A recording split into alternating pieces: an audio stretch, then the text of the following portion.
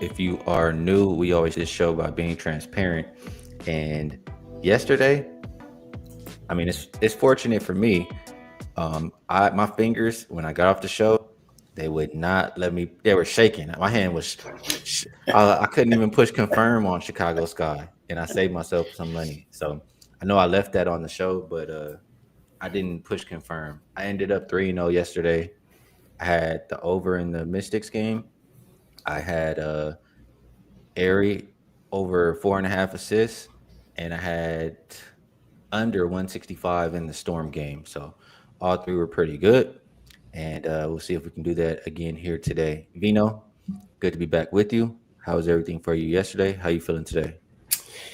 I'm good today, Skee. Yesterday was a good day. Probably could have been better. I got a little bit too cute and tried to play the Sparks Washington rather than just taking full game over. Tried first half, and obviously the second half was the bigger scoring half, where both teams went crazy.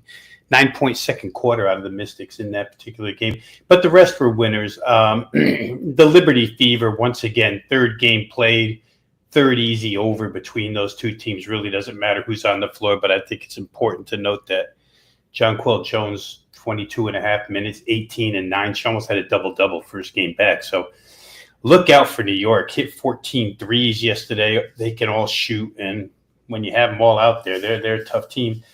And then, funny you talked about the Chicago Sky the way you did, because mine wouldn't let me press Dallas team total under, and it went the full game under. And thank goodness, because a little while later, Skylar Diggins got ruled out. Yeah. And Dallas took off in the second half, stayed way under, only a 150 game.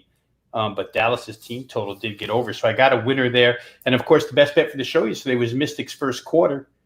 And they did get their first quarter. It was the second quarter that turned out bad. So good day overall, Skee. We'll take it. Yeah, you did right to get in and get out on that game.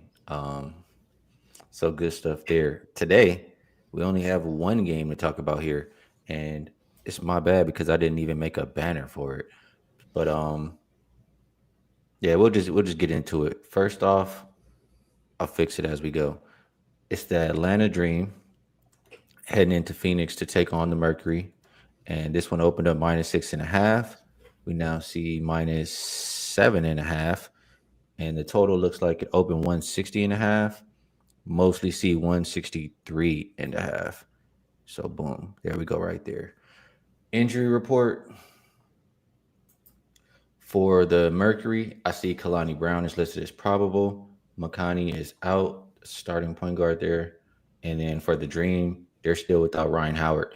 The Dream are on a back-to-back. You never know if you can get others ruled out throughout the day.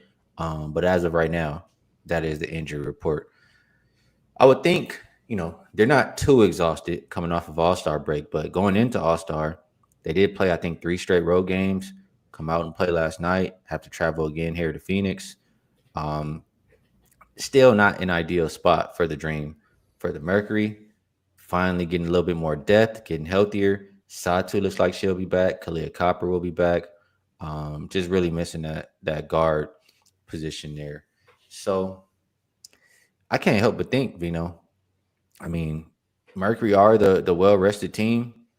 Mercury are the better team. They're at home. Why should we look any way other than the Phoenix Mercury tonight, Rob Veno? Initially the money didn't, Skee. They pushed this thing all the way to 8.5. And steadily it's come back down to 7.5. Some Atlanta Dream money showing up within the last, 60 minutes or so. Potentially just some take back from guys who are trying to middle this thing. You get in at -6.5 and then come back and take +8.5 and look for a middle. That goes on every single day. I can't, here's the reasons. If you want to try and make a case for Atlanta, you simply say they're back from All-Star break. Now they got one under their belt.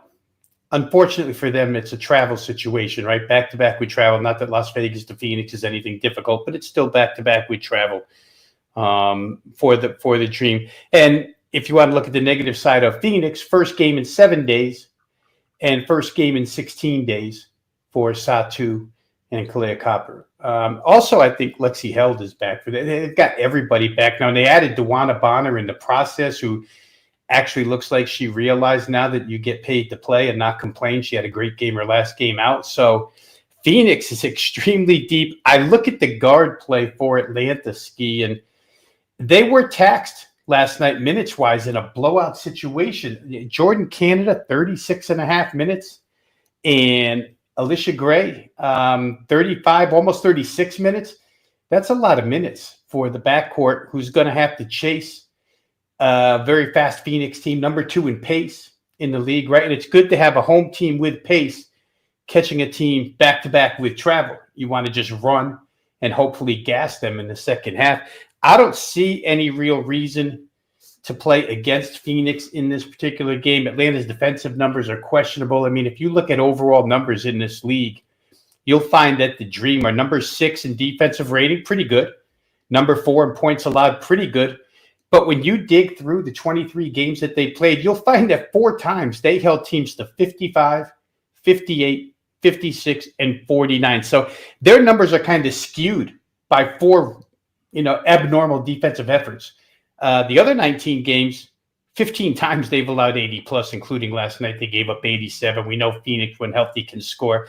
I mean, before Satu and Copper went out of the lineup, they had a 10-game stretch where they were averaging almost 89 per, and they looked like the best offensive team in the league at some point. So I don't know. Matchup-wise on the floor, fundamentally looks like Phoenix. Situationally, it looks like Phoenix. And I'll just say one more thing in Phoenix's favor. They sit 1 game in the standings. They're the 3 seed right now. New York is 2. 1 game behind New York, and they play New York in 2 days. A win here and a win against New York, even though it's a travel situation, they would be alone in second place. This is the time, second half, where everybody's going to push for a playoff spot. And even if they don't get the second, it creates some separation between Seattle and Atlanta, the 2 teams chasing them with a win here. So I have to play Phoenix. Team total 85.5 Skee for the Mercury. Probably doable in this situation, considering pace and lack of rest for the Dream. So it may be a look that way too for Phoenix to get to 86. So 85.5, you said that's the number? Yeah.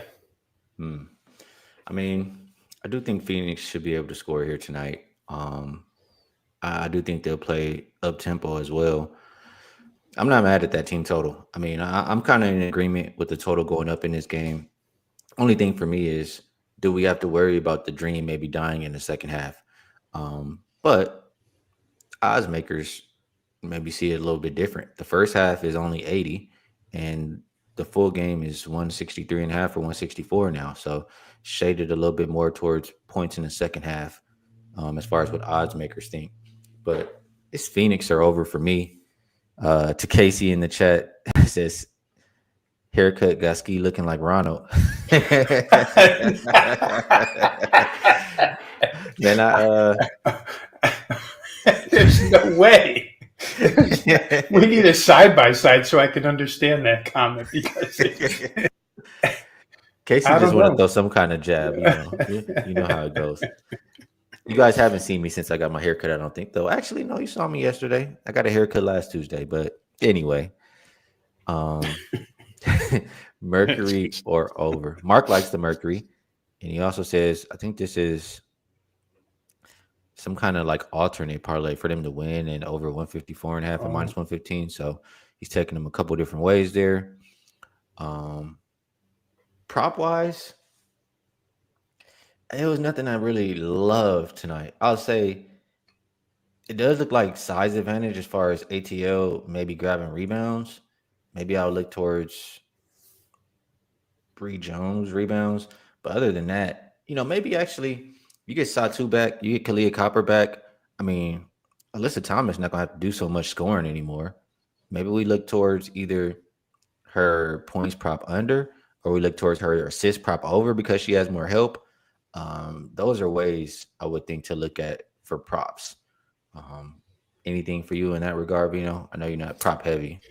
Yeah, and I think Phoenix is hard where player points are concerned, because they can disperse them so many different ways. Could be Satu. For all we know, Sammy Whitcomb could come out and hit 6 threes again. You know what I mean? So they've got so many weapons now, so deep. And it just reminds me that what was it? 17 to 1. What'd you get price tag on them to win the whole 18 thing? to 1. Yeah, 18 to Yeah, 1. I mean that's when they're healthy, they look really good. So for me, it's hard for them points wise. Size advantage, I'm not so sure that it's clear here for Atlanta because Natasha Mack also grabbing rebounds for Phoenix. So I'd probably, for me, if I'd probably have to look at somebody to make threes. And you probably if you're Atlanta, you need a big night out of one of the guards. The guards didn't do a heck of a lot last night for Atlanta, and if they're going to stay in this thing, it's got to be one of those two, Jordan Canada or Gray. If I had to, I would look that way, but like I say, I'm not going to play anything prop wise. All right, fair enough. That is the game for today. Tomorrow, let's see how many we have tomorrow. I think we have 3. Yeah, we have 3 tomorrow and 3 on Friday. So should be a more packed show, more to choose from. But that's all we have for today. So before we move to best bets, let's go ahead and let's toss this up there. And I didn't even read it, but I know kind of what it is. It's a chance to get involved with both Rob Veno and myself for the rest of the WNBA season. Looks like the total is 288, saves you 91 bucks off the regular price, and it comes out to just $3 per day. And you'll get every selection from both Rob Veno and myself. WNBA, if it goes the full season, it would end on October 19th. So that's what we have there. All right. Now, Vino, it's time for best bets. I'll ask you if there's anything else you would like to promote. And if you would like to leave a best bet for the show, feel free. If not, it's all good. Yeah, the promotion for the two of us, obviously, I'll say one more time, like we did yesterday. If you purchase the month of August, you'll get the rest of July absolutely free from Wager Talk. And August brings a lot more to choose from than July does as football becomes a real thing in a couple of weeks here with NFL preseason and college football. A couple of weeks included in that offer because there's a couple of weeks of college football before August ends. So once again, you can buy an all-access package every play either one of us releases from now till then in any sport, including the 5%, and you'll get the rest of July absolutely free. Skee, I'm not going to release a best bet here just because I didn't play the game. I do like the Mercury side, and I could very well, on a personal level, get there later on. That would be the way I'd lean here is Phoenix Mercury. And also, as I said earlier, perhaps over 85.5 looks a little bit too low for me. For a team like Phoenix that can, when they're all together, they can really score. And that first half, second half might be tilted toward the second half where total is concerned. Odds makers may think it might take Phoenix a little bit to get going here, but if they get going, 86 doesn't seem that hard. So those are two leans I'll leave you with, but nothing in the best bet category.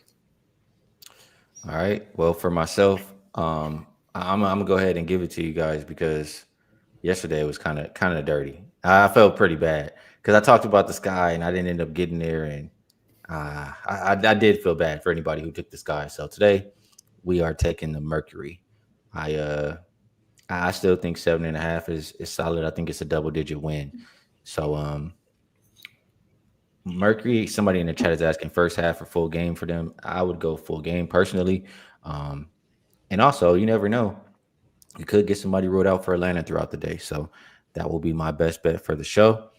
Vino, appreciate you taking the time to come break down this game with me. Tomorrow we'll have a little bit more to talk about. It's always good breaking them down with you. Everybody in the chat, you guys help make the show what it is. And I always want to let you know how much you are appreciated as well.